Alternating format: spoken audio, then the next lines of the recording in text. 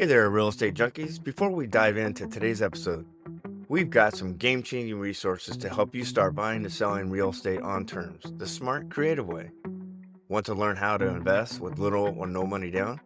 Grab your free ebook, The 4 Game Plans, and discover the exact strategies we use every day. Get it now. The link is in the show notes.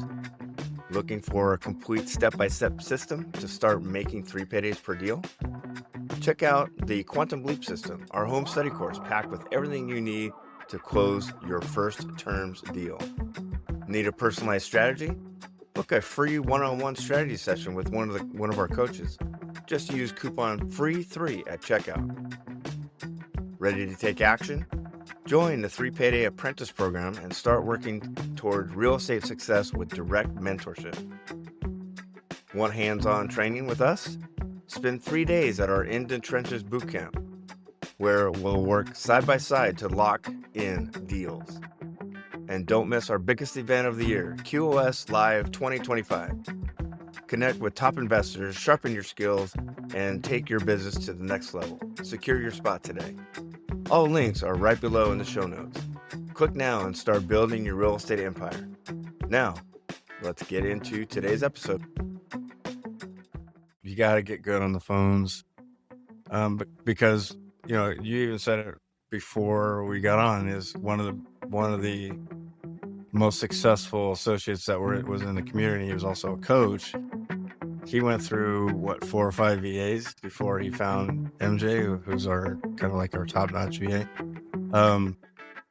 because he didn't do the necessary things with the previous 4 or 5 VAs, which is meet with them once a week, critique their calls, go over some of the objections that they're not handling very well, and make sure that they're handling those objections in the future better. Right? We're using ACAAA. Right? We take action, which is make the phone call. You get it critiqued, then you make those adjustments, the other A, and then you take action based on those adjustments. Welcome back to Real Estate Junkies Coast to Coast. I am your West Coast rep, Rusty Ham. And I'm coming live from the East Coast, Rick Abbiati. Coming live. Rick, it's super hot out here on the West Coast. We're above 100. Oh boy. We're in the low 70s, high 60s right now, which is fantastic. Yeah, I wish I was out there. But we'll be out there. I'll be out there in September, right? Yep. October. That's right. So hopefully it doesn't get too chilly when I'm out there. Good stuff, Rick. Again, this podcast deals with the 3 pillars: mindset, skill set, and systems. That's our warm up typically. Then we have our game plan. Today we're going to go over an assign out, or what we call as an executive lease purchase. And then we have our cool down, which we didn't discuss in the beginning. We'll let it fly at the end. We'll see where it lands. Okay. Yeah. Today is more. It's a dual. It's a mindset / skill set, right? And we've had a few, and we call them apprentice because they're not fully associates, right? These are people that are kind of dipping their toe in the water to see what we're all about, see if they can get a deal on their own, which doesn't happen very often, right? And we've talked about the importance of having a coach, and so it's just their way of kind of dipping their toe in the water. But they've been one guy asked, I want a VA right now. And what was your response? My response was, we don't recommend that at all if you're new, unless you've got experience in creative financing in real estate, because you've got to be the one to train your VA. Yes, the VAs are trained, at least the VAs we use, but you still need to work with them, because they're going to reach out to you and say, well, this seller wasn't interested now. Is there anything I could have said differently? And if you don't have any experience, how do you critique that call? Right. And not only that, they're sending you leads. You're not experienced with the scripts yet. So how are you going to follow up with those leads. Right. Yeah, it makes perfect sense. And, most people think a lot of will think that they can do it on their own. And the reason why I say it's both mindset and skill set is the mindset you got to have is utilizing your coach. The mindset is I need to get good at the scripts in order to stack. We call it stacking. So there's certain things you're going to be doing throughout your business. You don't need a VA right now. You need to get good on the phone. That's a mindset, right? The mindset for him is I just want it done for me. I want this ready in the box VA that's just going to make calls for me and then send over these leads. It's not that easy. Yeah, I actually had one of my VAs say, and I won't mention the name, but said one of the associates asked us to do follow-up calls. And I said, absolutely not. Right. Because they want to outsource everything to a VA and not do anything. Right. So, it takes work, and the reward far surpasses anything else. Right. And so, when to get a VA, you got to be proficient, like you said, in the scripts and talking to sellers. You got to talk to at least, you got to have at least, what do we say? Probably 60 days worth of making phone calls at least and getting those calls critiqued by us so that you're getting better on the phones. And then when you get your own VA, you can critique them because you're going to treat them like we treat our associates. So it's definitely a mindset. And then the skill set part obviously is the scripts, right? You got to find out their motivation. You got to find out why they're moving, where they're going, where they're headed, how much do they want. Are they open to even waiting for the money? If they're not even open to waiting their money, then it's a moot point, right? And sometimes the VAs don't get those questions answered, right? Right. The other thing is, and I've seen, and I know you've seen it, Rusty, where people come in, they get a VA, that's the first thing they do, and before you know it, they're gone. They don't last or they get frustrated because the VA is not sending them leads, or the VA is sending them leads, but they don't know how to handle the lead. It doesn't work well. Yeah, and the first question they ask, are you open to terms? We don't necessarily use the word terms with sellers because sellers, they have zero clue what terms mean, right? We're educating the seller. We have 7 steps to it taken. And there's a reason why there's 7 steps, because we're walking the seller through the educational portion of terms. We don't use terms. We use, our game plan, which is lease purchase on the financing sub 2. And an executive lease purchase, which we're going to talk about in a sec. So we're educating the seller. And if you're not educated yourself, how can you educate the seller? How can you walk them through the steps if you don't know what the steps are, right? Exactly. So it's super important. Go ahead. I think the other thing is, people say, well, I need a VA because I don't have time. Everybody's got time. We were both busy. Everybody's busy. But you can carve out, we're talking 5 hours a week, 5 to 10 hours a week tops. If you've got a W-2, and within 5 hours or within an hour, you can get off between 25 and 35 dials. And it takes that to at least get proficient at dealing with sellers. Right, because the numbers, right? You said it too. I know, on the last call in the office hours. We have office hours once a week for the community, and anybody can come in and ask us questions. And you even said it. You need to be on the phone, or 15% of the people are going to pick up, right? So if you're only making, let's say, 10 dials a day, you're probably going to talk to 5 people a week at most, maybe 6. Yeah, in fact, it happens to me all the time when I'm talking to associates, and, especially if they're newer. Yeah.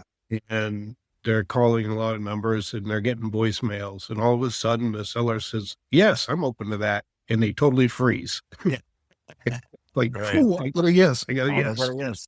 I'm always worried about sellers that say yes right away, and I'm sure you are, because they don't know what they're saying yes to, and a lot of times they don't know what they're saying no to either. So that's why we're gonna ask. Right. But again, it's a skill set. You got to get good on the phones, because you even said it before we got on. Is one of the most successful associates that was in the community. He was also a coach. He went through 4 or 5 VAs before he found MJ, who's our kind of like our top-notch VA. Because he didn't do the necessary things with the previous 4 or 5 VAs, which is meet with them once a week, critique their calls, go over, some of the objections that they're not handling very well, and make sure that they're handling those objections in the future better, right? We're using ACAA, right? We take action, which is make the phone call. You get it critiqued, then you make those adjustments, the other A, and then you take action based on those adjustments. So if you're not using ACAA as a business owner, meaning with your VA, if you're not using ACAA as yourself, how are you supposed to use that with your VA, right? Yep. And the other thing is, he spent a lot of time training her, and that's the reason she's as good as she is, so take advantage of the coaching and the critiques and the role play and all the things that we talk about. And that's how you become good. And it's no different than, at a job. You don't come in at day one and jump right into it. You've got to start learning your trade. Right. Yeah, 100%. Because the VA is not going to be with you all the time. And it depends on the VA, right? Like you and I have really good VAs, and we do give them a lot of freedom because they're pretty good. We still meet with them. We make sure that they're saying the right things. But you might run into a VA that is not very good, and you either stick with it or you find a new VA. We recommend that you stick with them, train them, and make them your own. Right? You make that VA kind of like your sidekick. If you don't have the time, again, a lot of people, I don't have the time to do any of that stuff. Well, then why are you in this business anyway? Right. I said the other thing is, and I've changed this with my VAs is, they'll talk to a seller and they're not interested now. right. Well, that's a VA talking to them. And so what I do is I give it a period of time, and I'll take all those not interested nows and I'll call them. Because obviously it's going to be different when I'm talking to them. Right. And that's just, only because I've done it enough, and I've heard, any objection that sellers have, and I know how to deal with it. And that's what we do. Right. I'm glad you kind of leaned that way, because we have live seller calls that are in the community that you and I listened to in the very beginning ad nauseum. We just listened over and over and over again. And now we anticipate what sellers are going to say, and we know what they're going to say, and we're able to answer their questions or answer their objections confidently and move on. Right. And that's where, if you're not proficient, if you're not listening to seller calls, if you're not listening to what seller's objecting to, and then let's say you get this lead from your VA and you set up a follow-up call, and the seller objects to a certain thing, how are you going to react? Yep. Oh, they're just not interested. They just, you tell us, they're just not interested. Well, maybe they are. You just didn't get the right motivation, right? Well, it goes back to, they don't know what they're saying no to. And, Right. When you talk about live seller calls, like you said, we listen to that ad nauseum. Yeah. And listen to it so many times that if a seller said something or asked something, then Chris or one of the coaches would respond, and we'd hear it so many times. It got to the point that when a seller said something to us, it just came out.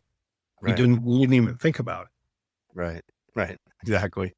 Yeah, we're anticipating it. Yeah. So for those that are new, you don't have, put it in air quotes if you if you're watching on YouTube, if you don't have time, you gotta figure out why you're doing this in the first place, right? You gotta have a why, right? We always talk about having that strong why. And if time is the issue, then maybe this is not for you, because you have to spend time on your business, not in your business, but on your business daily in order to achieve your goals. It depends on your goal, right? Some people might just want one deal a year, who knows, but you got to spend time on it. And if you're not spending time on it, if you're just going to delegate every single part of your business, you're not going anywhere. It's just going to be stagnant the whole time. I mean, if you look at athletes, for example, how many hours a day do they practice to become good at what they do? You know, if you want to get deals, you become good at what you do. Right. And then they happen. Yep. All right. Let's, that was our warm up. So that was more mindsets, combination mindset, skill set. Let's get to our game plan. I mentioned it at the beginning. We have 4 game plans. We have a lease purchase, owner financing. Again, lease purchase is somebody that has a mortgage, and we're just taking over their payments for a period of time, and then we cash them out. Owner financing, they don't have a mortgage, it's free and clear. They're acting as the bank. They're acting as a bank. They're simply financing us. You know, we're going to give them a monthly payment for a period of time, then we're going to give them a balloon payment at the end of the day. These are just really short descriptions. Sub 2, subject to, similar to a lease purchase, but we're going to own the home. The mortgage is going to continue to stay in the seller's name. The last one is an executive lease purchase or an assign out. And describe that, just a brief description of an AO or an executive lease purchase. So the executive lease purchase or AO, it suits the best candidates for that as sellers go, and it's always our last resort. But usually if the seller says, well, I can't wait 4 or 5 years. And most I can wait is a year or 2. And then you really have no choice but to pivot to an AO. The other thing is, if you do using our 3 paydays and you run through the numbers and the monthly spread just isn't there, or it's very tight, then you can pivot to an AO. So there are certain circumstances. I don't know, think of some others, Rusty. A down payment, which we can work on any of the other deals, but there's automatically a down payment that goes to the seller on an AO. Yeah. All those are real good. Maybe the house is priced too high, so we're just going to take in the market to see what we can get, right? It doesn't fit in our box. And again, Rick alluded to the 3 payday system. What we want is 3 paydays, right? And an AO is similar to a wholesale, which is you get paid once. And it ends up being more of a job than you being a real estate investor. With the way we buy on terms, we get paid once, or we get paid on the front end, in the middle, and in the back ends, right? So the front end is a non-refundable down payment from the tenant buyer.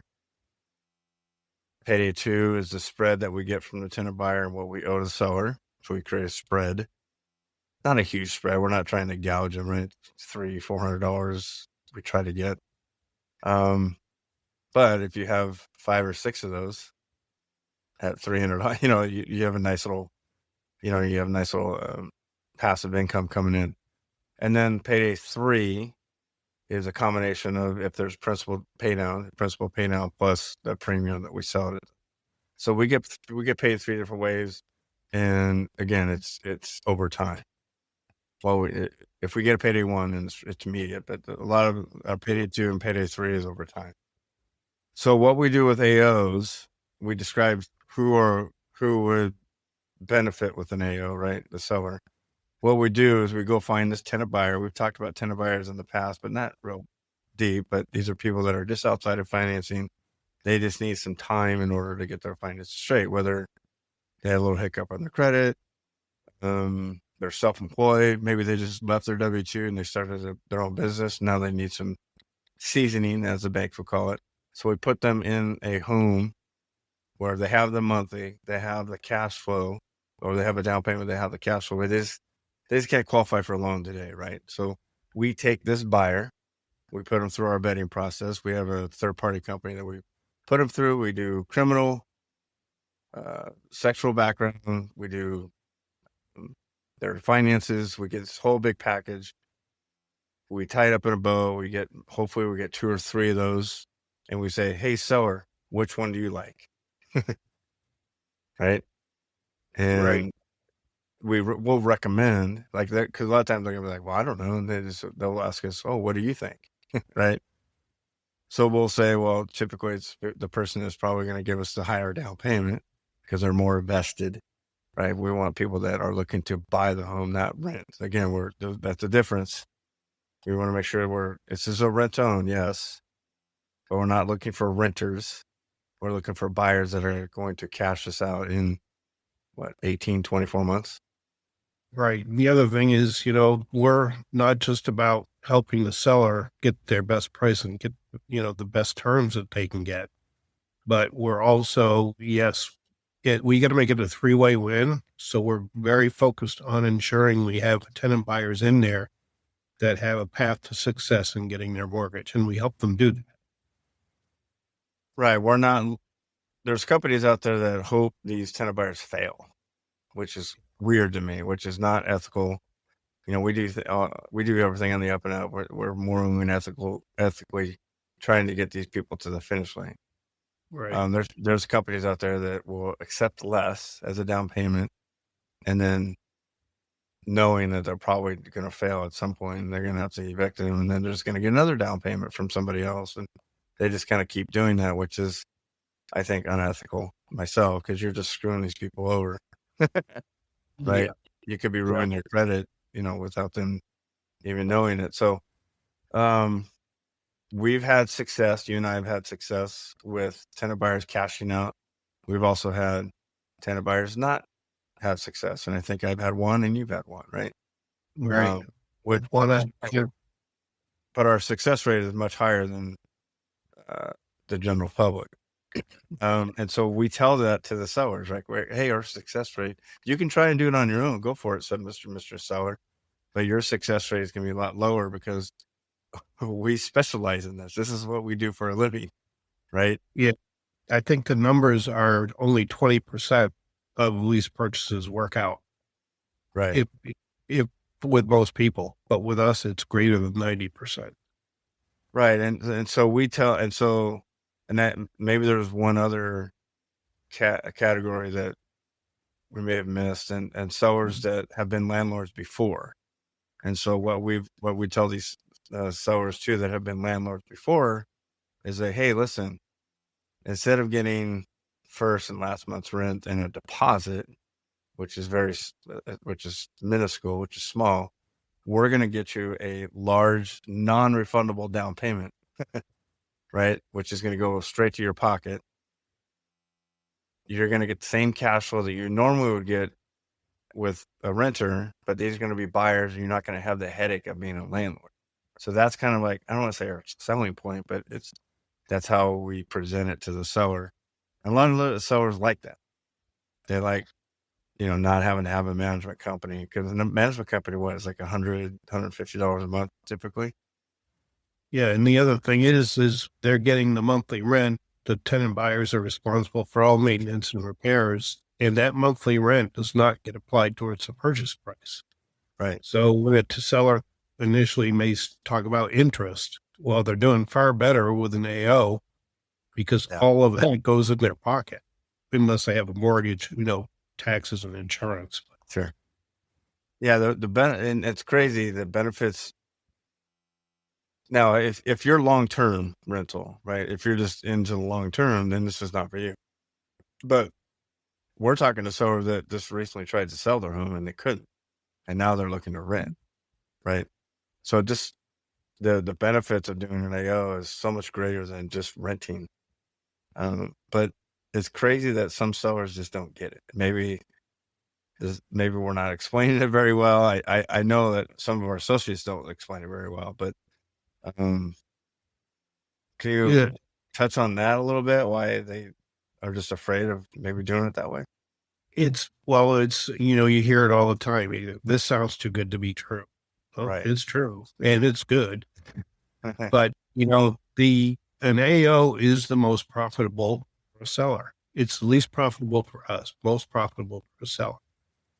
Essentially, what we do is, let's say their home is on the market for $465. Well, we increase the price. There's a premium, and most tenant buyers understand it. Rent to own does come at a higher price.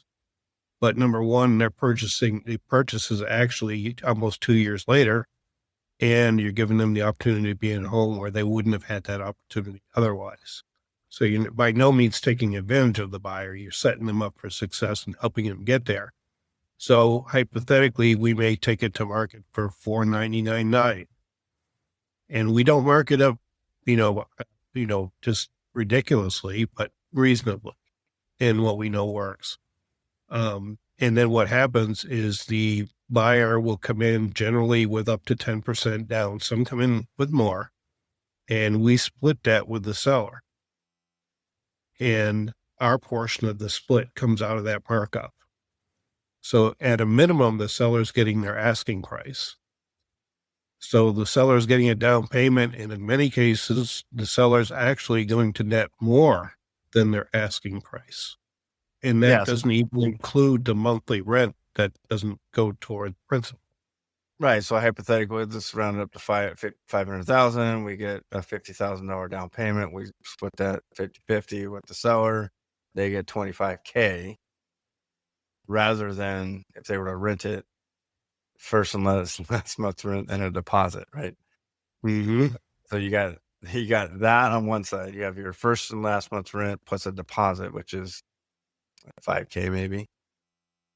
And you have $25,000, and that $5,000 there's a deposit you have to get back to them. Right. When they move out, this $25,000 goes straight to your pocket. Right.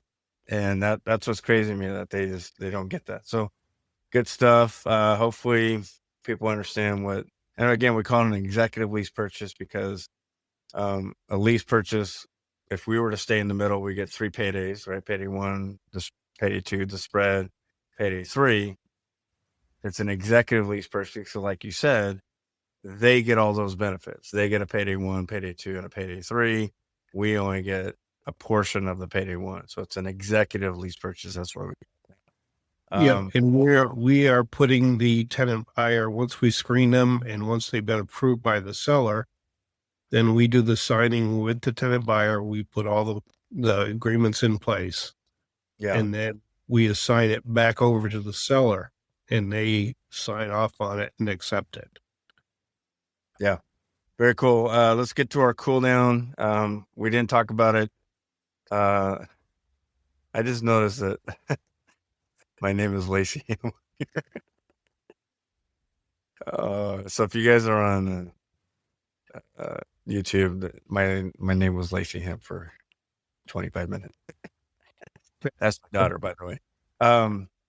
So we didn't talk about it at the beginning. We didn't talk about what we're going to talk about as cool down. But it just came to me that we both are selling our properties that we've had on the market, right? Yours was, and we just talked about it, right? Mm-hmm. How we had tenant buyers not fulfill their option. You are selling it to another rent-to-own tenant buyer, correct? Yep. So you found one. Congratulations. That didn't take very long either, right? Yep. It took about 45 days. Okay, which is normal, right? Normal. So they have a down payment. I think they have some now and some later, right? Again, we try to get the 10%, but we don't get the full 10% up front. That's not normal. We do it normally. Right. We get 4 to 5 maybe, and then we schedule more over the course of the right, which is what these people did. Okay. You vetted them and made sure that they're going to cash out And I'm assuming the 24 months or on. Yep. And we advertised it as a handyman special. It was built in the late 1800s. It did need work.